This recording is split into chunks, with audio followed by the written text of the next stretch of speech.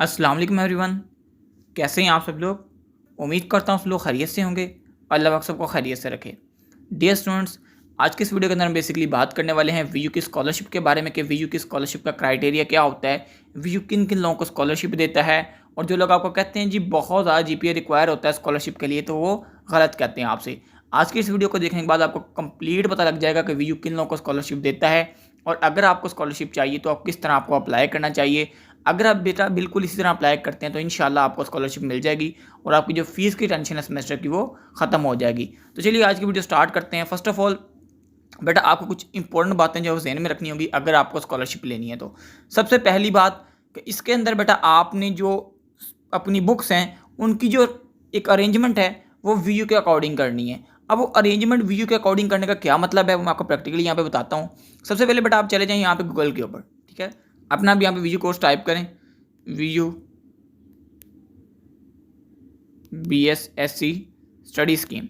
जैसे मैंने यहाँ पे अपनी स्टडी स्कीम जो है वो टाइप कर दी और अपना साथ में डिग्री को टाइप कर दिया। आप इसी तरह आपने जाकर टाइप करना है और यहाँ पे आपने अपनी डिग्री को जो है ओपन कर लेना है। जैसे मैं यहाँ पे ओपन करता हूँ, यहाँ पे देखें जो अभी BS सॉफ्ट इंजीनियरिंग कर रहे हैं उनकी यहाँ पे सेमेस्टर आ रहे हैं और साथ में उनकी बुक्स आ रही हैं। अब बेसिकली ये जो बुक्स होती हैं ये बेसिकली यहाँ पे अरेंजमेंट होती है। किस तरह की अरेंजमेंट होती है यहाँ पे देखें। सबसे पहले हमें बुक दी गई है CS 101, फिर इंग्लिश 101। अगर बेटा आप जैसे आपको पहले सेमेस्टर के अंदर जो बुक्स दी गई हैं अगर आप उन्हीं बुक्स को चूज़ करते हो, नेक्स्ट सेमेस्टर की बुक्स जो है वो पहले सेमेस्टर के अंदर नहीं पढ़ते, और जिस हिसाब से वीयू ने आपको पहले सेमेस्टर के अंदर जो बुक्स पढ़ने को कही हैं आपने वो पढ़ी हैं, जो सेकंड में आपको पढ़ने की कही हैं वो आपने पढ़ी हैं, तो बेटा फिर ही आप स्कॉलरशिप ले सकते हो। अगर आप इस तरह नहीं करते, आप ये काम करना शुरू कर देते हो कि आप दो बुक्स आपने पहले सेमेस्टर की उठा ली थी पहले सेमेस्टर के अंदर और दो बुक्स आपने सेकंड की उठा ली थी, इसी तरह आपने दो बुक्स सेकंड के अंदर पढ़ ली, फिर आपने दो बुक्स थर्ड के अंदर उठा ली सेकंड की, तो ये काम अगर आप करेंगे तो बेटा फिर आपको स्कॉलरशिप नहीं मिलेगी। आपको स्कॉलरशिप तभी मिलती है जब आप वही तरतीब चुनते हैं, वही अरेंजमेंट पढ़ते हैं जो आपको वीयू ने दी होती है। जैसे अभी आपके सेकंड सेमेस्टर के अंदर आपने CS 201, English 201, math 201, math 501, MGT 503, MGT 301, math 104, ETH 202, उसके बाद ISL 202 और CS 201 भी पढ़ी होगी। अब ये जो अरेंजमेंट है जो आपको यहाँ पे गिवन की गई है सेमेस्टर 2 के अंदर जितनी बुक्स दी गई हैं, अगर आप इनको पढ़ते हो इसी के अकॉर्डिंग तो बेटा फिर ही आप स्कॉलरशिप के लिए अहल हो। अगर आपने ये तरतीब फॉलो नहीं की अभी तक तो फिर भी कोई मसला नहीं है। आपने करना क्या है, आपको जो भी करंट सेमेस्टर है इसके अंदर बेटा आपकी जो कोर्स सिलेक्शन है वो ओपन है। इसके ऊपर मैंने एक डेडिकेटेड वीडियो यहाँ पे ऑलरेडी बना दी है। उसके अंदर मैंने बहुत डिटेल से बताया कि कोर्स सिलेक्शन करनी है तो आपने अगर आपका D ग्रेड है, C ग्रेड है तो आपने कैसे करनी है, अगर आपका F ग्रेड है तो आपने कैसे करनी है। इस वीडियो को जाके वॉच कर लें। अगर आप इस वीडियो को वॉच कर लेते हैं आपको समझ आ जाएगी कि आपने कोर्स सिलेक्शन कैसे करनी है। आपने उसी मेथड से इसकी करनी है कोर्स सिलेक्शन। कोर्स सिलेक्शन करने से आपका होगा ये कि बेशक आपने पहले सेमेस्टर के अंदर ये चीज़ नहीं फॉलो की होगी क्योंकि आपको पता नहीं था। अब आप चाहते हैं जी आपको स्कॉलरशिप मिले तो आपको जो तरतीब मैं बता रहा हूँ आपने उस तरतीब को फॉलो करना है, यानी कि जो आपको यहाँ पे सेमेस्टर में गिवन की जा रही है। ये तो बेसिकली मैंने गूगल के ऊपर आपको चेक करवाया है, लेकिन आपने एक्चुअली जब कोर्स सिलेक्शन के अंदर जो मैंने यहाँ पे जैसे आपको कोर्स सिलेक्शन के अंदर बताई थी जो तरतीब, आपने वो तरतीब को फॉलो करना है और इंशाल्लाह आप इस काबिल बन जाएंगे कि आपको स्कॉलरशिप मिल जाए। अब बात आती है थोड़ी सी क्राइटेरिया की। सर अगर आपको स्कॉलरशिप लेना है तो आपका क्राइटेरिया क्या होना चाहिए। क्राइटेरिया बेटा आपका बहुत ज़्यादा नहीं होना चाहिए। आपको सिंपली एक क्राइटेरिया फॉलो करना पड़ता है कि आपकी जो GPA है उसके अंदर आपका ये ना हो कोई भी ऐसा सब्जेक्ट ऐड ना हो जो फेल हो।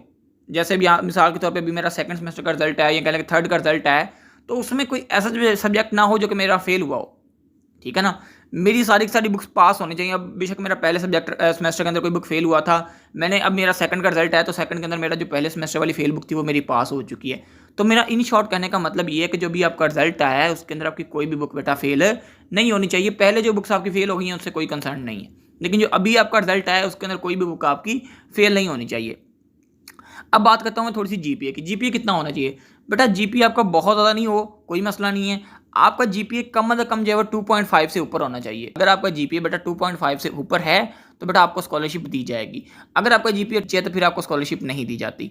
आपने क्या करना है, एक तो जो मैंने आपको तरतीब बताई है उसको फॉलो करना है। उसका ये कि आपको ये देख लेना है कि आपकी जो बुक्स हैं वो सारी क्लियर हैं सेमेस्टर के अंदर।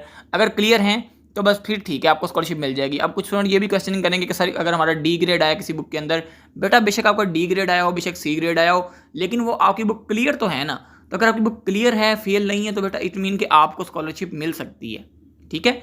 उन्होंने ओवरऑल जो आपकी जो है CGPA चेक करना होता है, उन्होंने बुक्स का नहीं चेक करना होता, क्योंकि जाहिर सी बात है हर बंदा एक ही बुक में परफेक्ट होता है, हर बुक में थोड़ी परफेक्ट होता है।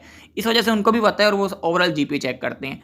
तो आई होप सो कि बेटा आपको इस चीज़ की समझ आ गई होगी, क्राइटेरिया आपको कैसे चुनना है। उसके बाद सारी चीज़ें मैं आपको डिटेल से समझा दी हैं कि अरेंजमेंट बेसिकली क्या होती है बुक्स की। अगर फिर भी कोई ज़हन में कोई क्यूरी हो तो आप ज़रूर पूछिएगा।